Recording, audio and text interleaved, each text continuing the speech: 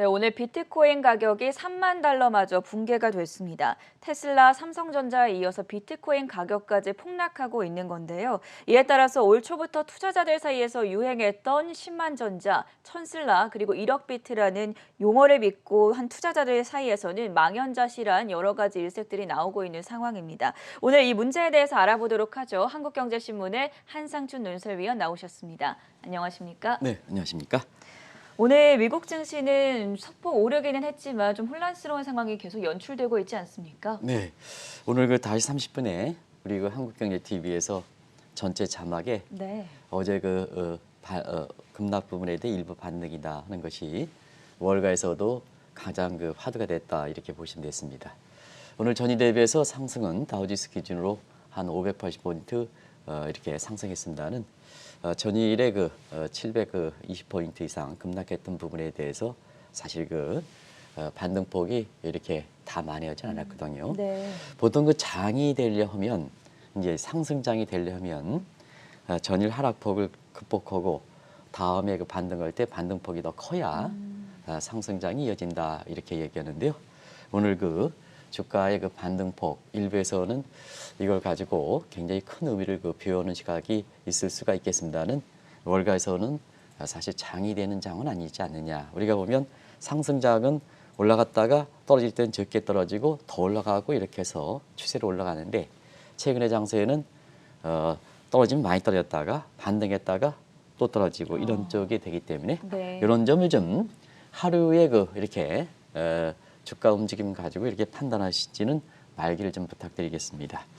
오늘 미국 증시는 혼란스럽다. 어제도 이제 말씀드렸습니다는 정형화된 사실이 많이 흐트러지고 있죠. 예를 들어서 어제도 국채 금리가 많이 급락했죠. 2% 폭락했으니까 시청자 여러분께서는 국채 금리가 이렇게 급락하면 대형 기술주를 중시해서 나스닥 지수는 오르지 않느냐. 트레이드업 관계 이렇게 생각하셨을 겁니다. 근데 국채 금리가 급락에도 불구하고 어제 나스닥 지수가 비교적 많이 떨어졌죠. 네. 근데 오늘은 국채 금리가 역시 이것도 기술적 반등이다 이렇게 보시면 되겠는데요. 국채 금리가 반등했습니다. 1.9%에서 2.3%로 반등했습니다는 이론대로 보면 트레이드업 반비례 관계하면 나스닥 지수가 떨어져야 되는데 나스닥 지수가 올랐다. 그래서 큰 의미를 두지 않는다는 걸 말씀드리겠습니다. 이걸 정형화된 사실 시청자분이 알고 있는 국채 금리 떨어지면 나스닥 오르고 국채금리 올리면 나스닥 지수 떨어지고 이런 관계가 아니고 지금은 국채금리 하락과 이렇게 나스닥 지수 하락과 그 다음에 국채금리 상승과 나스닥 지수 상승과 이렇게 정비례 관계이기 때문에 지금 증시 모습은 좀 더 지켜볼 필요가 있다. 이거 가지고 의미를 많이 해석하면 안 된다는 걸 말씀드리겠습니다. 그리고 거시경제 측면에서도 성장률을 올리는데 아마 2분기 성장률은 지금 월스트리트저널에서 보면 9% 나오죠. 근데 이제 실업률은 거꾸로 성장률이 오르면 실업률은 좀 떨어져야 되는데 실업률은 좀 오르고 있습니다. 이게 이제 전형적인 구조 요인, 미스매치, 버틀렉에서 나오는 현상이다 이렇게 보시면 됐습니다. 그리고 투자자들도 또 혼란스럽죠. 정책적인 측면에서 엊그제까지 테이퍼링인데 지금 상태에서 보면 델타 변이 확대되고 2분기에 성장률이 정점이 됐다면 사실 테이퍼링이 연기가 돼야 되죠. 네. 이런 상으로 보면. 그렇죠. 근데 이제 바이든 대통령이 인플레를 언급하였는가? 오늘 대통령 실무회의의 내용을 조금 이따 말씀드리겠습니다는 이런 쪽에 인플레가 우려된다면 테이퍼링을 앞당겨야 되겠죠. 시청자 여러분도 갈피를 좀 못 잡으실 겁니다. 그래서 정책 요인, 시장 요인, 매크로 사이드 경제 요인 전부 정형화된 사실이 흐트러지는 이런 분위기다 이렇게 됐습니다. 그래서 오늘 3대 지수가 반등했던 것은 우리 투자자분을 위해서는 상당히 다양한 일이지만 사실은 기술적 반등기에는 큰 의미가 없다 하는 측이 월가의 모습이다 하는 걸 말씀드리고요. 아까 누가 이렇게 델타 변이 측면에서 작년에 대비해서 소극적 대응을 한다. 그래서 마스크를 쓰는 게 소극적 대응이다 이렇게 말씀을 마스크를 쓰는 게 가장 큰 백신입니다. 그래서 혹시나 마스크 이렇게 우리나라도 지금 전 앵커 말씀대로 오늘 1,800명이 넘을 거로 보이는데요. 어제도 좀 말씀드렸습니다. 기본 수칙 마스크를 최대 백신이니까 마스크를 쓰시는 게 가장 적극적인 대응을 하는 겁니다. 그래서 마스크를 좀 잘 쓰셔서 다른 사람한테 피해를 가지 못하는 피해를 주는 이런 것은 좀 근절해서 지금 1,800명이다 보니까 공포가 되는 것 같습니다. 네. 그래서 실제 통계는 그보다 더 높지 않겠느냐 하는 조심스럽게 나오고 있는데요. 마스크들 좀 열심히 가장 큰 백신입니다. 가장 큰 백신이기 때문에 적절한 차실 것을 좀 권해드리겠습니다. 지금 그 경제에서 보면 어제도 그 이렇게 방송을 하고 나서 명동 지역에 가본 적이 있습니다. 정말로 얼굴이 좀 말려지다 보니까요 손을 텁석해서 우시는 모습이 인상 깊어서 이렇게 이런 국면을 극복하기 위해서는 정부가 그다음에 백신 그렇게 믿을 것이 없다 하면 우리 국민들이 좀 작년 3월에 보였던 자발적 이렇게 협신을 통해서 이것을 좀 극복해서 명동의 그 상인들이 눈물을 흘리는 이런 것을 좀 이게 지원금을 줘봐야 절대 이렇게 자기 사업하는 것보다 더 중요한 건 없다 이렇게 생각하거든요. 마치 지원금을 주는 게 마치 잘한 것처럼 이렇게 얘기합니다는 소상공인에 직접적으로 만나보면 지원금보다도 좀 이렇게 영업을 할 수 있게끔 해달라. 왜 미국이라든가 영국은 이렇게 영업을 하게끔 하는데 왜 우리만 이렇게 강하게 조이느냐. 근데 정부가 잘하고 백신도 공급도 잘하고 이런 상태라 보는데 한 나라에 의해서 영국이라고 대접했던 뭐 아델만인가요? 그래서 우리 국가를 위해서 이렇게 했던 사람이 장병들이 이렇게 해서 세계적으로 챔피언 얘기거든요. 이렇게 해서 긴급 공수되는. 근데 백신 보급을 안 되는 데는 국민들한테 홍보하지 않고 다 걸려가지고 들어오시는 분한테는 왜 이렇게 생중계를 합니까? 그것도 잘못된 거거든요. 그래서 우리 국민들이 이렇게 좀 적극적으로 좀 마스크를 좀 적극적으로 찾아서 기본 수칙을 좀 철저히 지켜서 이런 국면을 좀 극복하실 필요가 있다는 걸 좀 권해드리겠습니다. 오늘 궁금한 점부터 먼저 풀고 넘어가 보도록 하겠습니다. 어제 인민은행이 기준금리를 동결했는데 사실 중국의 2분기 성장률이 반토막 났다라는 기사와는 정반대되는 결과여서 의문점이 제기가 됐습니다. 이것도 이제 그때 당시에 2분기 성장률이 전년 동기비로 7.9%가 나왔죠. 네. 그래서 1분기에 18.3%에 대비해서 10.4%포인트 아주 하니까 국내에서는 경기 침체 이렇게 얘기했습니다. 사실상 이 문제에 대해서 경기 침체를 아니라는 시각으로 지금 말씀드린 적이 있습니다. 왜냐하면 중국은 전년 동기비로 하다 보니까 작년에 1분기에 마이너스 6.8 빠졌으니까 당연히 1분기에 성장률이 18.3% 나올 수 있다. 근데 2분기에는 3.2%니까 6.8에 3.1 거의 10%죠. 그럼 10.4%포인트 떨어졌죠. 그래서 뭐냐? 기저효과를 감안하면 성장률이 반토막된 게 아닙니다. 그래서 미국식 방식으로 전분기 대비 올해 1분기 대비는 플러스 1.3% 증가했습니다. 그래서 경기 순환상으로 보면 침체가 아니라 재복세입니다. 하는 쪽으로는 말씀드릴 수 있습니다. 근데 2분기 그 성장률 발표 후에 공교롭게도 타임상 이렇게 오비락이라 할까요? 지준율을 떨어뜨렸었거든요. 네. 근데 이제 지준율 떨어뜨리니까 경기 부양이다 이렇게 해설하는 사람이 있었는데요. 전년 동기비 방식이다. 성장률이 반토막됐다 하면 성장률 발표 직후의 지준율 인하가 경기 부양책으로 비칠 수가 있죠. 근데 전분기 방식으로 플러스 1.3이니까 현행 통화정책 유지가 될 것이다. 그리고 올해 3월 달에 양에 대해서 질적 성장을 도모하는데 목표 성장률 제시하지 않는데 이렇게 단기적으로 경기 부양책은 나서지 않을 겁니다. 하는 쪽도 말씀드렸었는데요. 그래서 한국경제TV에서는 2분기에 그 중국 경제 성장률이 반토막된 게 사실 미국식 방식으로 전분기 대비하면 오히려 회복이라고 말씀드렸습니다. 근데 어제 인민은행에서 가장 기준금리가 가장 중심적인 기준이 대출 우대금리입니다. LPR이라고 하죠. 이거 동결됐습니다. 네. 그러면서 정책 기조가 변동이 없다고 공식적으로 선언했습니다. 하는 측면에서 우리가 이런 쪽을 좀 잘 경제에 똑같은 성장률을 해석한다 하더라도 잘 보실 필요가 있다는 걸 말씀드리겠습니다. 이런 것이 오늘 방송은 10만 전자, 천슬라, 그 다음에 1억 비트 이 얘기입니다.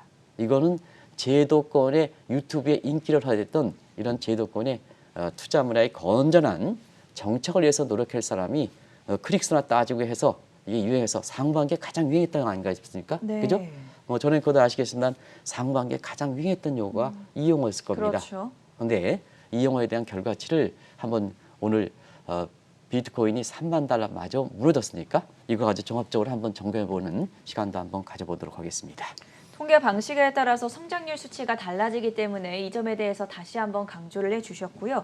뭐니 해도 오늘의 관심은 비트코인 가격이 3만 달러를 내준 것이었습니다. 어떻게 보셨습니까? 네, 3만 달러 얘기는 좀 했습니다는 네. 3만 달러가 마침내 이렇게 무너졌습니다. 네. 그래서 비트코인을 비롯해서 알트코인까지 같이 동반하다 보니까 오늘은 뭐 증시에서는 앞서 말씀드린 같이 반등했다 하더라도 그것이 큰 의미가 없으니까 아마 비트코인이 대통령 실무자문회의, 금융시장 실무자문회의가 맞물려서 사실 가장 관심이 됐다 이렇게 됐습니다. 일단은 데드 크로거스 발생한 비트코인 3만 달러 붕괴될 가능성이 있다는 것을 좀 말씀드린 적이 있었는데요. 마침내 붕괴됐습니다. 붕괴돼서 4월 중순에 사실 그 비트코인이 6만 5천 달러 갔죠. 저는 거 기억하시죠? 네. 그러면 그거 대비해서는 지금 55%가 폭락했더라고요. 3개월 만에 55% 폭락하면 우리가 보통 연율로 따지면 200%가 넘은 겁니다. 이건 단기에 굉장히 급락한 겁니다. 코인 투자가들이 다양할 수밖에 없죠. 이런데도 불구하고 사실 오늘 그 3만 달러 붕괴되다 보니까 월가 입장에서는 나가라 했던 사람들이 있습니다. 나갔다 했던 사람들을 한번 보겠습니다. 네. 비트코인에 관련해서. 이제 다시는 비트코인에 대해서 언급하지 말아라. 가상화폐에 대해 언급하지 말아라. 당신 말은 믿지 못하겠다 하는 얘기들이 이런 분들입니다.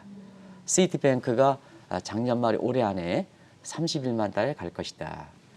그리고 캐시우드가 지난 5월이었죠. 맞습니다. 비트코인이 50만 달러 넘을 거다. 아마 이게 전 앵커가 인상 깊어서 이것을 별도로 소개했을 거로 네. 제 기억합니다. 기억 맞죠? 네. 네. 이게 5월 달입니다. 50만 달러가 넘을 것이다.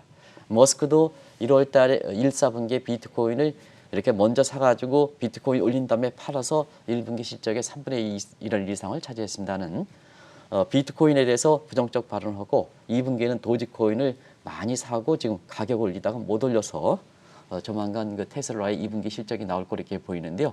2분기 실적이 1분기보다는 이렇게 언의 소득, 자기 본업의 소득은 굉장히 이익이 떨어지지 않겠느냐는 인석이 나오고 있거든요. 그래서 다시는 이 사람들이 비트코인 시장에 가상화폐 시장에 나와서 말을 하지 말아라. 지금 시청자분도 오늘 3만 달러가 붕괴된 상태에서 올해 말에 31만 달러가 갈 것이다. 50만 달러가 갈 것이다. 이 얘기에 대해서는 누구든 믿지 않는 시각이 우리 시청자분도 있으실 겁니다. 그래서 이미 그 도지코인이라든가 이런 건 많이 팔기는 했습니다는 아직도 젊은 사람들 중심으로 해서 이렇게 해서 이 코인 투자를 많이 하시는 입장이거든요. 그런 각도에서 보면 오늘 비트코인이 3만 달러 붕괴되는 것에서 다시는 이 사람 등장하지 말아라 하는 분위기 이런 것을 좀 아실 필요가 있다는 걸 말씀드리겠습니다. 오늘 비트코인을 비롯한 가상화폐 가격이 급락했던 직접적인 원인이 됐던 것이 이틀 전에 열렸었던 대통령 그룹 실무회의에서의 발언들이었을 텐데요. 여기서는 어떤 내용들이 전해졌습니까? 대통령 실무회의자 금융시장 회담이 센트럴뱅크 디지털 커런시에 관련하고 네. 비트코인 같은 가상화폐 관련해서 굉장히 중요한 갈림길이 될 것이다 하고 이례적으로 그때 한번 대통령 금융시장 실무자 회의가 무슨 회의인가 해서 사실 이것은 굉장히 중대한 변화가 있을 때 이게 열린다 하는 것을 또 말씀드렸습니다. 가정을 좀 잠시 좀 말씀드릴게요. 그리고 오늘 그 비트코인 가격이 왜 떨어졌는가 하는 것을 좀 말씀드릴게요. 일단 레이건 대통령 시절이 이기 연임했죠. 그래서 1988년이 이렇게 1기, 2기 때 마지막 이렇게 부분에 해당됐었는데요. 이때에 직전에 1987년에 블랙 먼데이가 있었죠. 블랙 먼데이의 위기 재발. 그때 블랙 먼데이는 사실 그 금융시장이 굉장히 충격이 큰 상태였습니다. 그래서 위기 재발 방지 차원에서 대통령의 금융시장 안정 실무자 회의를 해서 이때 설립했던 겁니다. 근데 이제 한 20년 동안 열리다. 그만큼 이제 위기 경제라든가 이런 쪽이 이제 순탄했다는 얘기죠. 그런데 나중에 이제 뉴욕타임스 얘기를 하겠습니다는 뭐든지 순탄하고 태평성대일 때 가장 어려운 겁니다. 위기 조짐이 싹튼 겁니다. 그래서 2008년 서프라임 모빈 사태가 되면서 20년 만에 열렸죠. 그래서 이번에 사실 이게 13년 만에 이것이 열리다 보니까 여기서 무엇을 논의할 건가 하는 것이 또 이후에 어떤 변화가 될 것인가 하는 것이 이게 빈번하게 열리면 그렇게 관심이 되지 않는데요. 20년 만에 열리고 중요한 사건 뒤에 열리고 하다 보니까 실무자 그룹에서 그렇습니다. 근데 이제 오늘 내용들이 서서히 알려지기 시작하거든요. 왜냐? 비공개로 열렸기 때문에 그렇습니다. 오늘 내용들이 좀 알려지기 시작하죠. 알려지는 내용이 시장에 알려지면서 사실 비트코인이라든가 이런 게 가격이 떨어지는 배경이다 이렇게 됐습니다. 그때도 이제 말씀드렸습니다는 페드가 센트럴뱅크 디지털 커런시를 파월 입장에서 상원에서 증언해서 이것을 도입하겠다 하는 측면에서 가상화폐에 대해서 불필요 얘기를 했으니까 이 문제 정리해야죠. 왜냐? 미국은 민간 사이드의 가상화폐라든가 비트코인이 어느보다 진전됐기 때문에 센트럴뱅크 디지털 커런시가 오면 이거부터 정리를 해줘야죠. 그것도 자산이기 때문에 네. 그때도 이제 그런 말씀을 드렸습니다. 그래서 스테이블 코인 문제가 이렇게 될 것이다 하는데요. 전체적으로 지금 회의에 알려진 내용은 굉장히 앨런 의장도 센트럴뱅크 디지털 커런시 파월 입장을 존중해서 이런 스테이블 코인 문제를 빨리 좀 앞당겨 가겠다 하는 측면이니까 굉장히 그래 논의만 됐지 안 되겠지 하는 입장에서 사실상 굉장히 앞당기다 전체 작업 이제 풀베기에서 이제 8월 15일 전에서 조상 묘에서 이렇게 풀베기를 하는데요. 그런데요, 가을에 그 처서가 되기 전에 이게 헤이지 잔디가 안 자라거든요. 그럼 저 사전 정치 작업을 하는 거죠. 정치 작업이 굉장히 빨라지다 보니까 비트코인 시장이 굉장히 혼란을 빚는 과정에서 이후에 그 가격의 모습에 대해서는 스테이블 코인 문제의 내용에 이게 보셔야 되겠습니다는 일단은 가격이 굉장히 안 좋은 쪽으로 이렇게 잡혔다 이렇게 보시면 되겠습니다. 다들 기억하실 것 같은데 지난주였습니다. 파월 연준 의장이 상하원 증언에서 가상화폐 비트코인과 관련된 여러 가지 이야기를 나눴었는데 그때 이야기를 다시 한번 좀 점검해 주시죠. 네, 대통령 실무자회에서는 앨런도 역시 이렇게 통화 문제는 페드의 그 주목적이지 않습니까? 네. 센트럴 뱅크니까 역시 파월 의장과 의견차가 있다 하더라도 대통령 실무자회에서는 파월의 입장을 굉장히 존중한 거로 이렇게 나오고 있습니다. 예. 그런 측면에서 우리의 그 대통령 후보들은 무슨 사생활을 베끼기에서 나서는데요. 정책적으로 좀 대결해야죠. 무슨 우리의 대통령 후보가 무슨 사생활만 베끼는 정책입니까? 이게 대통령 후보들도 사실 상대방의 본연을 존중하다는 측면에서는 오늘 이렇게 파월 의장이 이렇게 통화 관련해서 이렇게 앨런 장관이 파월의 입장을 존중해 주는 것도 상당히 시사점을 많이 던져준다 이렇게 보겠습니다. 네. 그런 과정에서 시청자 여러분 아시겠죠? 이 대통령 실무자에게 단초가 됐던 파월 의장의 그 발언은 지난주에 하원 먼저 있었고 상원에서 공식적으로 확인된 게 9월 이전에는 센트럴뱅크 디지털 커런시 문제를 도입하겠다. 상당히 좀 시기적으로 앞당겨진 거죠. 요 자체도. 그리고 가상화폐에 대해서는 이거 사실 스테이블 코인 문제에서 실무장과 빨리 접촉하는 문제, 흡수하는 문제가 있긴 합니다는 센트럴뱅크 디지털 커런시는 별도로 만든다는 얘기입니다. 그러다 보니까 지금 민간에 앞서가는 문제를 정리를 해야죠. 그것이 불필요하다. 단순히 불필요하냐? 불필요하면 사실 그만큼 미국의 국민들의 자산이 곧다 많이 투자한 상태에서 불필요하면 방치하면 안 된다는 얘기다. 그것을 사실 흡수하는 거다 이렇게 이제 보시면 되겠습니다. 그래서 그때 당시에도 아마 이 문제가 나왔을 때 코인 개미분들한테 지금이라도 코인 투자를 이렇게 포기해야 되는 거냐 하는 주제 가지고 좀 말씀드린 적이 네. 있어요. 그 주제를 다시 한번 좀 말씀드렸는데요. 지금 이 내용이 굉장히 센트럴뱅크 디지털 커런시의 일정을 미국이 땡기니까 다른 국가도 상당히 빨리 땡기고 있습니다. 좀 느슨한 입장을 보였던 게 유럽 중앙은행이 있지 않습니까? 네. 여기도 라가르드 총재가 로드맵을 좀 빨리 하는 거고요. 또 한국은행도 사실 어젠가요? 카카오의 센트럴뱅크 디지털 커런시의 이렇게 시범 프로젝트에 최종적으로 카카오를 선정한 것 같아요. 네. 그래서 전반적으로 놓고 볼 때는 세계 국가가 센트럴뱅크 디지털 커런시의 약 86%, 사실상 다른 엘살베도르 이게 정신없는 국가들 빼면 다들 센트럴뱅크 디지털 커런시를 지금 도입하고 있는데요. 일정을 상당히 앞당기고 있다. 시청자 여러분 상당히 앞당기고 있다. 그러면 비트코인의 그동안 화폐 가치라든가 이런 것에 기대해서 이렇게 했던 사람들은 당연히 이후에 스테이블 코인 문제가 어떻게 정리하나 여부와 관계없이 일단은 버리는 거다. 그래서 비트코인이 3만 달러 밑으로 떨어지는 거다. 나중에 스테이블 코인 문제가 정리돼서 민간에 흡수하는 방안이 이렇게 도입될 때는 또 안정을 찾을 수가 있어도 일단 이 일정이 새롭게 센트럴뱅크 디지털 커런시 만들어서 일정을 앞당기니까 일단 화폐 가치를 인정해서 투자했던 이렇게 비트코인이라든가 가상화폐 투자를 일단 버리고 보는 거죠. 그래서 3만 달러 붕괴됐다 이렇게 보시면 되겠습니다. 파월 연준 의장과 대통령 금융시장 실무그룹 회의를 계기로 가상화폐 가격이 계속 떨어지고 있는데 이러한 현상을 더 큰 바보 이론이랑은 어떻게 연결을 지어볼 수 있겠습니까? 네, 오늘도 이제 월가에서 비트코인이 3만 달러 붕괴되다 보니까 네. 사실 그레이터 풀 시어리 케인지언이 얘기했던 이 얘기가 다시 좀 관심이 돼서 앞으로는 이거 작동하지 않지 않겠느냐. 예. 작동하지. 우리가 보면 비트코인은 가치가 없다는 것은 시청자 여러분 잘 아실 거라고 생각합니다. 그러다 보니까 이 비트코인이 그동안 많이 이해가 되지 못할 정도로 상승했던 것은 자 이게 던지면 더 큰 기대 효과가 있는 사람들한테 받아준다는 얘기거든요. 자, 이 가치가 없는 것도 투자했던 사람도 바보인데 이걸 던지면 더 큰 바보가 받아준다. 그러면 그러니까 가격이 계속해서 상승했던 거죠. 이게 일종의 우리로 얘기하는 폭탄 돌리기다 이렇게 됐습니다. 여기 가치가 없는 거 딱 잡았어. 딱 잡았는데 가치가 없어. 던져. 근데 다른 사람이 받아줬어. 이게 폭탄 돌리기에 해당되는 거죠. 이렇게 해서 폭탄 돌리기 이론이 이게 뭐냐. 사실 1937년 이때 대공황 당시에 케인지언이 일반균형 이론, 소위 케인지언이 나오기에 케인즈 존 메이너드 케인즈가 주식자를 잘 씁니다. 왜냐하면 사람의 심리를 잘 이용하기 때문에 보통 이제 저는 뭐 경제적으로 이렇게 좋은 학교에서 좀 공부도 잘 해서 경제에 뛰어난 거를 뭐 시청자 여러분 이미 정평이 나 있습니다는 우리가 보면 경제학자들은 주식자에서 돈을 많이 법니까 안 법니까? 일반적으로. 잘 못 벌지 않습니까? 예. 본인은 그런 것은 아니겠죠?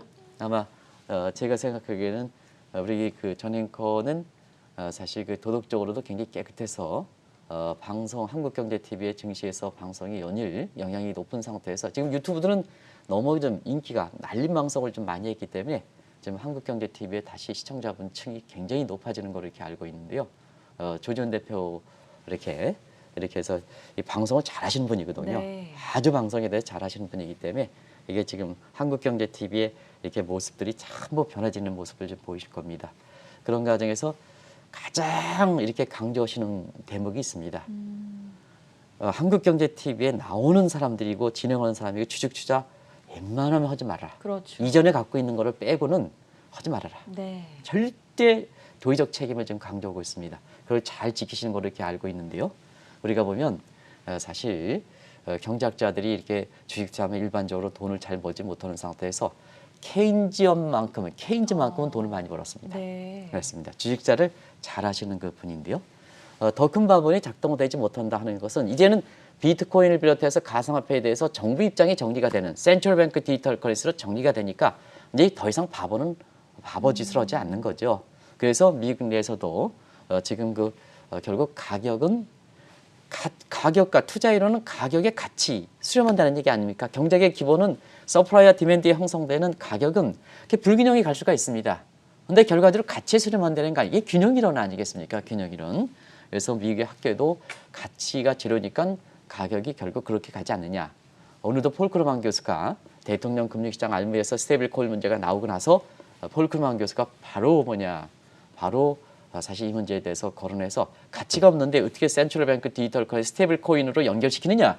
그러면 스테이블 코인 문제 때문에 센트럴뱅크 디지털 커런시도 결국 이렇게 경제 엉망이 될 것이다 하는 것도 반박해서 이후에 전개 사항을 한번 보여주시면 되겠습니다. 또 한국의 경제학회에 대해서 당국대학교 이규환 교수님 이렇게 논문을 토대로 해서 결국 한국도 비트코인은 가격이 제로로 갈 것이다 하는 네. 것이 나왔죠. 물론 이제 학자들만의 조금 논란이 있습니다. 그리고 최근에 디지털 금이라 해서 인플레가 되니까 결국 디지털 금의 인플레 해칭 시산으로서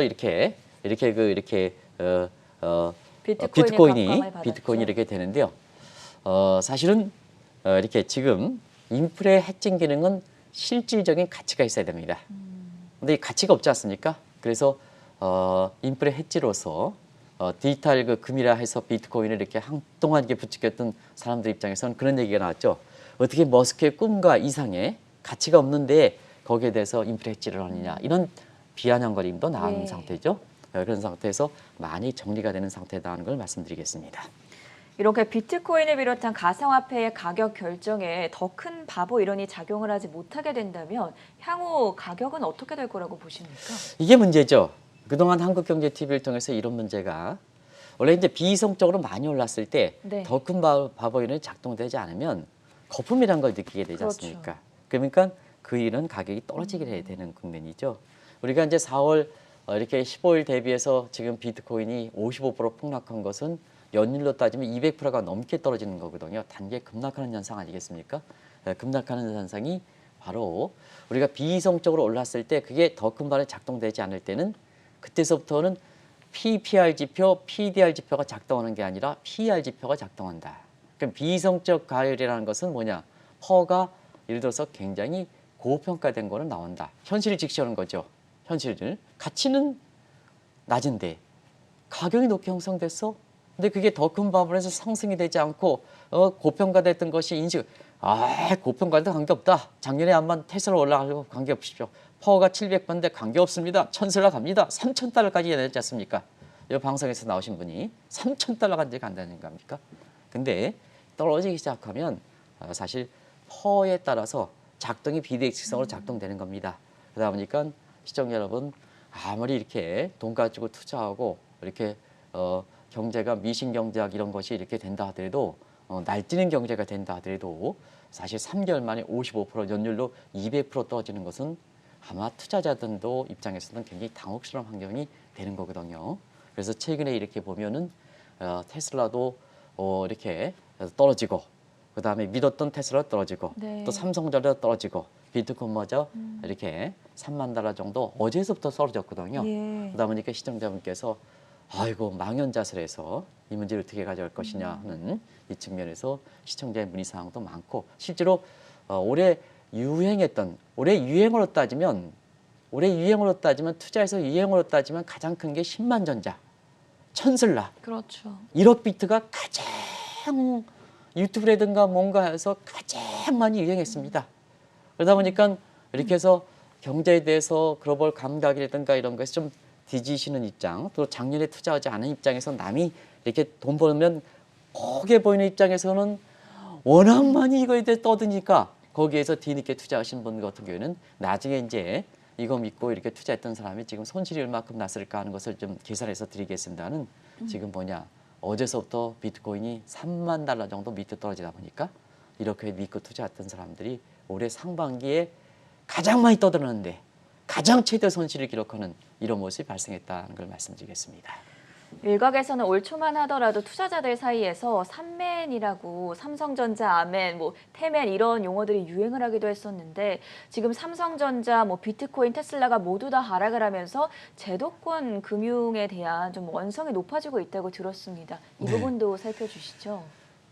저도 이제 오늘 배우겠습니다. 그게 네. 뭐였죠? 삼성전자 아메? 네, 그런 식으로 이제 농담을 예, 예. 섞어서 이야기를 할 만큼 삼성전자와 테슬라에 대한 기대감이 상당히 상당했다 높았거든요. 이거죠? 네. 저도 이제 배우겠습니다. 이렇게 해서 이렇게 이제 젊은 분들은 이렇게 앞서가는 것 같습니다. 우리가 아무리 그 국제금융 30년 종사했다 하더라도 젊은 분들이 이렇게 훌륭하면 고개를 숙이고 네. 배우는 것이 이렇게 나이 먹은 사람들의 자세가 아닌가 하는 이런 생각이 듭니다. 이렇게 저를 가르쳐 주셔서 감사합니다. 저는 그냥 10만 전자, 천슬라 이렇게 해서 거기에 아멘 소리까지 듣는데 갑작스럽게 제가 이제 종교를 믿고 있는 입장에서는 그런 데까지 그게 붙나 네. 이렇게 해가지고 그런데요. 사실 지금 전에 것께서 말씀하신 대로 여러 가지 용어가 나올 만큼 최대 유행이 됐죠. 유튜브에서 떠들면 무슨 그때 제도권의 증권사에서 나온 사람들이 무슨 동학개미의 교사입니다, 모입니다, 이렇게 부장 이런 사람들이 떠들었던 사람들이 이게 뭐냐면 10만 전자 지금 보고 오겠습니다. 천슬라 1억 비트 이런 용어들입니다. 상반기에. 근데 지금 한번 좀 더 시간을 갖고 지켜봐야 되겠습니다는 자 올해 상반기에 이걸 믿고 투자했을 때는 올해 그 연중 대비해서 연중 최고치 대비 얼마큼 떨어졌을까? 지금 상태 계산입니다. 네. 아닙니다. 천슬라 올해 테슬라가 한 880달러까지 갔더라고요. 그렇죠. 이거 대비해서는 지금 한 660달러 정도 되니까 한 27% 정도 폭락한 거로 이렇게 네. 나오고 있습니다. 10만 전자 실체 이건 아직도 목표가를 지금 12만 전자로 하는 기관들이 많아요. 12만 전자 목표가를 아직도 12만 전자 하는 게 많아요. 일부 증권사는 이제 하향 조정했습니다. 아직도 무슨 근거가 있는지 12만 전자를 그대로 낳고 있는 사람들 많은데요.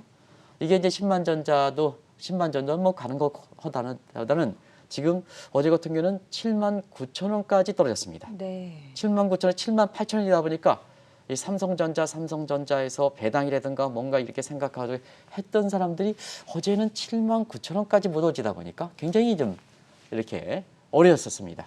그러다 보니까 오늘 삼성전자가 저기 며칠인가요?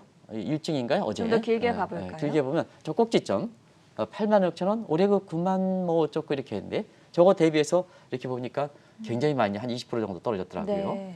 그리고 이제 가장 큰 게 1억 비트의 실체죠. 1억 비트 실체는 연중 최고치 대비해서 55%가 이렇게 폭락한 상황이거든요. 그러다 보니까 이 얘기를 믿고 투자했던 사람들 같은 경우에는 올해 상반기에 최대로 피해를 냈다. 사실 코스피도 상반기에 오르고 그렇지 않습니까? 나스닥도 오르고 그다음에 사실 그 다우존스도 올라서 인덱스 투자했다면 저거 뭐 저렇게 하는 것보다는 굉장히 다 상승했는데요. 올해 주식 상승했지 않습니까? 지수를 이렇게 보면. 근데 가장 유행으로 해서 마치 천슬라 이렇게 했던 게 가장 손실을 기록했다는 얘기거든요. 그래서 제가 이렇게 다시 한번 그 말씀을 말씀드리겠습니다. 자막을 한번 보고 얘기했습니다. 교훈을 한번 말씀드리겠습니다. 교훈을 말씀드리면 자, 돈과 재산은 한계형 체계가 아니라 한계형 체증과 법칙입니다. 잃을 수 있다. 그 다음에 벌 수 있다.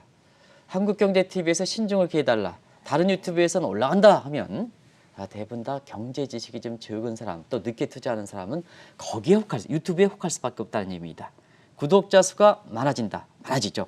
근데 실제로 지금 같은 사태에서 보면 한국경제TV가 왜 최근에 시청률을 이렇게 급격히 상승하느냐 하는 측면에서 보면 역시 올라갈 때는 이렇게 균형을 유지하는 측면에서 신중을 기해야 되고 작년 코로나 직후처럼 아주 어려울 때는 주가 상승한다 이렇게 얘기하고 균형을 가져가는 시각이 공영방송인 한국경제TV의 입장이기 때문에 그런대로 그렇게 지금 10만전자, 천슬라, 1억 비트의 얘기들이 올해 그걸 믿고 투자했으면 다 올라가고 코스피 올라가고 다 올라갔지 않습니까? 지수상으로 다 올라갔지 않습니까? 그럼에도 불구하고 20% 이상 떨어졌다 이렇게 얘기할 수가 있거든요. 그런 과정에서 꼭 좀 제도금융권 뭐 장외시장에서 얘기하는 사람도 있습니다는 무슨 증권에 무슨 제도금융권은 투자 문화가 정착되도록 가야 됩니다. 특히 책임자일수록 정착해야 됩니다. 아무리 유튜브가 대세다 하더라도 유튜브를 통해서 인기를 끌거나 뭐 구독자 수나 내가 진짜 제도금융권에 있으신 분들은 나의 고객에 대해서 진짜 그 사람들의 투자 재산을 보여주고 그다음에 건전한 투자 문화를 육성해야 되고 그리고 제도권일수록 우왕좌왕할 때 갈림길을 해주는 것이 제도권의 금융권 그것도 제도권의 높은 사람일수록 그렇게 책임을 져야 되거든요. 지금 유튜브가 인기다 해서 거기 영업하고 이렇게 하면 안 된다는 얘기입니다. 한국경제TV 입장에서 이런 걸 꼭 좀 말씀드리겠습니다. 그래서 제도권에 나와 있는 금융이 이쪽 저쪽 똑같은 얘기하면서 가면서 이렇게 해서 사실 상반기에 이런 얘기를 했던 것이 결국은 당신들이 고객으로 삼는 사람들이 지수가 다 올라간데도 불구하고 최대 손실을 기록했지 않았느냐. 이런 측면에서 금융당국은 도대체 뭐 하는 겁니까? 이런 것을 해야죠. 옵티머스 제대로 정리를 못해. 라임도 제대로 정리를 못해. 어제 그 결과가 나왔죠? 이런 상태에서 금융권은 뭐 하느냐 도대체. 금융감독기관은 뭐 하느냐 도대체. 이런 과정에서 오늘 비트코인이 3만 달러 붕괴 함께 한번 좀 이걸 또 되새겨보는 시간이지 않느냐 하는 생각이 듭니다. 테슬라, 삼성전자에 이어서 오늘은 비트코인 가격마저 3만 달러가 붕괴됐습니다. 망연자실하고 있는 투자자들을 위해서 방향성 어떻게 잡아보면 좋을지 도움 말씀 들어봤고요. 지금까지 한국경제신문의 한상춘 논설위원이었습니다. 고맙습니다. 네, 고맙습니다.